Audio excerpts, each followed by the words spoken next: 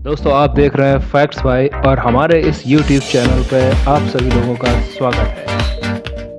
देश में ऐसे ही मौत के कई मामले हैं जिनमें आज तक पता नहीं चल सका कि असली अपराधी आखिर है कौन और इस मामले में न्याय कैसे हो। भारत में आज भी कई सारे ऐसे मामले हैं जिनकी याद जेहन में आते ही हम सिहर उठते हैं। इसी कड़ी में नाम आता है आरुषि मर्डर केस का। आरुषि मर्डर केस को इतिहास की सबसे बड़ी मर्डर मिस्ट्री अगर कहा जाए तो गलत नहीं होगा। 15-16 मई 2008 की दरमियानी रात को आरुषि की लाश नोएडा में अपने घर पर बिस्तर पर मिली। इसके बाद एक एक कर नाटकीय घटनाएं सामने आने लगी और पूरा मामला किसी क्राइम थ्रिलर की फिल्म में बदल गया। इसमें अगले पल क्या हो किसी को पता नहीं था। नोएडा के मशहूर डीपीएस में पढ़ने वाली आरुषि के कत्ल ने पास पड़ोस के लोगों से लेकर पूरे देश को हिला दिया। सब कुछ इतने शातिर तरीके से अंजाम दिया गया था कि सोचना भी मुश्किल था कि आखिर कातिल कौन हो सकता है। कत्ल के फौरन बाद शक घर के नौकर हेमराज पे जाहिर किया गया, लेकिन कुछ ही घंटों में जब हेमराज की लाश घर की छत पर मिली तो ये पूरा मामला किसी चक्कर की तरह घूम गया। पुलिस हमेशा की तरह बड़बोले दावे करती रही कि जल्द ही डबल मर्डर का राज सुलझा लिया जाएगा। बेहद सनसनीखेज तरीके से नोएडा पुलिस दावा करती थी कि आरुषि का कातिल कोई और नहीं बल्कि उसके पिता डॉक्टर राजेश तलवार है। इस थ्योरी के पीछे पुलिस ने ऑनर किलिंग की दलील रखी। 23 मई 2008 को पुलिस ने बेटी की हत्या के आरोप में राजेश तलवार को गिरफ्तार कर लिया, लेकिन तब तक मामले में इतने मोड़ आ चुके थे कि आरुषि की हत्या का ये मामला एक ब्लाइंड केस बन गया था। 31 मई 2008 को आरुषि हत्याकांड की जांच सीबीआई के हवाले कर दी गई। कत्ल के आरोप में डॉक्टर राजेश तलवार सलाखों के पीछे थे। आरुषि केस देश भर में सुर्खियां बटोर रहा था। तलवार का नार्को टेस्ट हुआ।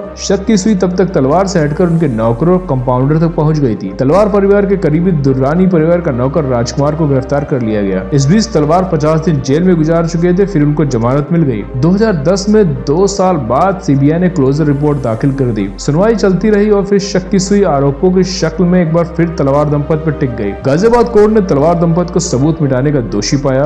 दोनों के खिलाफ आरुषि हत्याकांड में शामिल होने के आरोप तय किए गए। कत्ल के 4 साल बाद 2012 में आरुषि की मां नूपुर तलवार को कोर्ट में सरेंडर करना पड़ा और फिर जेल जाना पड़ा। नवंबर 2013 में तमाम जिरह और सबूतों को देखने के बाद कोर्ट ने आरुषि के पिता राजेश और मां नूपुर तलवार को उसकी हत्या के जुर्म का दोषी माना और इसी कारण उनको उम्र कैद की सजा सुना दी गई। ऐसा लगा कि इसी के साथ देश की सबसे सनसनीखेज मर्डर मिस्ट्री पे पर्दा गिर चुका है, लेकिन आरुषि के माता पिता खुद को बेगुनाह बताते हुए इलाहाबाद कोर्ट पहुंचे। 12 अक्टूबर 2017 को हाई कोर्ट ने मामले में आरोपी तलवार दंपत को सबूतों के अभाव में बरी कर दिया। इसी के साथ ये रहस्य आज भी कायम है कि आखिर 15-16 मई 2008 की रात को किसने किया था आरुषि और हेमराज का मर्डर।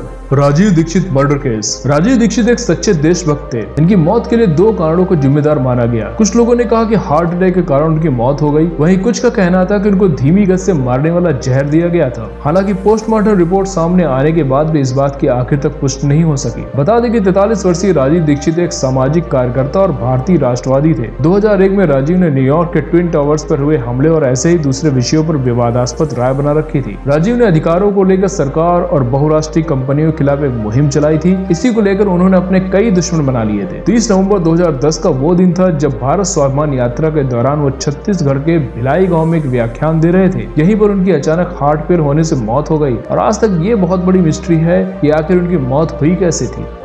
जैसे राजीव दीक्षित के केस में हुआ, ठीक वैसे ही लाल बहादुर शास्त्री की भी मौत संदिग्ध परिस्थितियों में हुई थी। आज भी लोगों के लिए बड़ा सवाल बना हुआ है कि ताशकंद में उस रात ऐसा क्या हुआ कि जय जवान जय किसान का नारा देने वाले लाल बहादुर शास्त्री को अपनी जान गंवानी पड़ी। प्रधानमंत्री की मौत सोवियत संघ ताशकंद समझौते पर हस्ताक्षर करने के कुछ समय बाद हार्ट अटैक से हुई थी। वह भारत के पहले प्रधानमंत्री थे जिनकी मौत देश के बाहर हुई थी। यही एक बड़ा कारण है कि कुछ लोगों को इनकी मौत पर अभी भी शक है। सिर्फ यही नहीं, लाल बहादुर शास्त्री की मौत के मामले में कोई पोस्टमार्टम रिपोर्ट भी नहीं बनाई गई। इसके बावजूद उनके शरीर को देखने पर लोगों ने इस बात का साफ अंदाजा लगा लिया था कि उनकी मौत जहर के कारण हुई है। बल्कि उनकी मौत के सच को जानने के लिए दायर की गई आरटीआई को सरकार ने यह कहकर खारिज कर दिया था कि इससे अंतर्राष्ट्रीय संबंधों में खिंचाव आ सकता है। एक इंसान जो अपनी मानवता, उदारता, दयालुता के लिए जाना जाता था, विदेशी जमीन पर उसकी ऐसी संदिग्ध मौत हुई जो आज भी एक बड़ा राज है। बहुत बाद में ग्रेगरी काउले नामक एक पत्रकार ने कन्वर्सेशन विद क्रो नाम की एक किताब लिखी। उसमें उन्होंने कहा कि शास्त्री की मौत के पीछे सीआईए का हाथ था। क्राउले ने कहा कि अमेरिका भारत की परमाणु नीति से खुश नहीं था और लाल बहादुर शास्त्री न्यूक्लियर टेस्ट कराना चाहते थे। किताब में यह भी लिखा है कि भारत रूस के बढ़ते वर्चस्व से अमेरिका काफी परेशान था, इसलिए उसने ये साजिश रची। लाल बहादुर शास्त्री की मौत का रहस्य आज भी बरकरार है।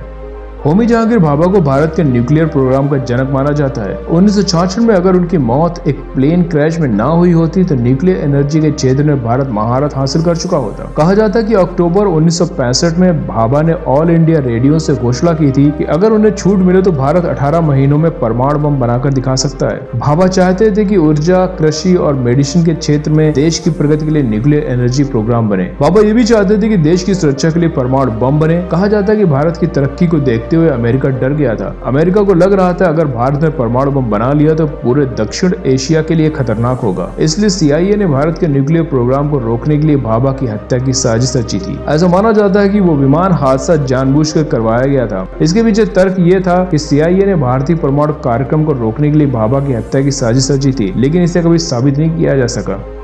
हम बात कर रहे हैं अपने जमाने के मशहूर पंजाबी सिंगर अमर सिंह चमकीला की। अमर सिंह पंजाब में जन्मे थे। इन्होंने बेहद कम समय में ही संगीत की दुनिया में अपनी एक खास जगह बना ली थी। गीतकार होने के साथ साथ वह बेहतरीन मंच कलाकार भी थे। इनकी हत्या की गुत्थी अब तक नहीं सुलझ सकी है। इनकी खासियत यह थी कि अपने गीतों के माध्यम से उन खास चीजों का जिक्र किया करते थे जिसे उन्होंने अपने ग्रामीण जीवन में देखा था। अक्सर वे सामाजिक कुरीतियों, नशे, मादक पदार्थों जैसे मामलों पर खुलकर बात करते थे। यही वजह है कि उनके चाहने वाले काफी ज्यादा थे। ऐसे में कुछ लोग ऐसे भी थे जो इस गायक के पीठ पीछे इसकी बुराई भी करते थे। इसी राह पर चलते हुए जब चमकीला अपने करियर के शीर्ष पर थे तो इनके क्रांतिकारी गीत इनकी जान के दुश्मन बन गए। इस कारण चमकीला को खालिस्तानी उग्रवादियों से कई बार मौत की धमकी भी मिली। इसी बीच उन्होंने अलग जात से ताल्लुक रखने वाली अमरजोत कौर से शादी कर ली। 8 मार्च 1988 को लगभग 2 बजे का वह समय था जब चमकीला और उनकी पत्नी पंजाब के गाँव महसामपुर में एक कार्यक्रम के लिए पहुंचे थे। जैसे ही वे गाड़ी से उतरे उन पर मोटरसाइकिल गिरोह ने अंधाधुंध फायरिंग कर दी। इस फायरिंग में चमकीला और अमरजोत के साथ उनके 2 साथी भी मारे गए। ध्यान देने वाली बात यह है कि अमर सिंह की हत्या की 2 थ्योरी सामने आई। पहली, अमर सिंह चमकीला की हत्या का दोषी आतंकवादियों को माना गया। दूसरी, वहीं कुछ लोगों का यह भी कहना था कि अमर सिंह पंजाब के बेहतरीन गायक थे। इसी वजह से दूसरे गायकों ने साजिश करके उनको मौत के घाट उतरवा दिया था। कारण कोई भी हो, पर इस गायक की मौत एक राज बनी हुई है और आज तक यह नहीं पता चल सका कि आखिर उन्हें मारा किसने।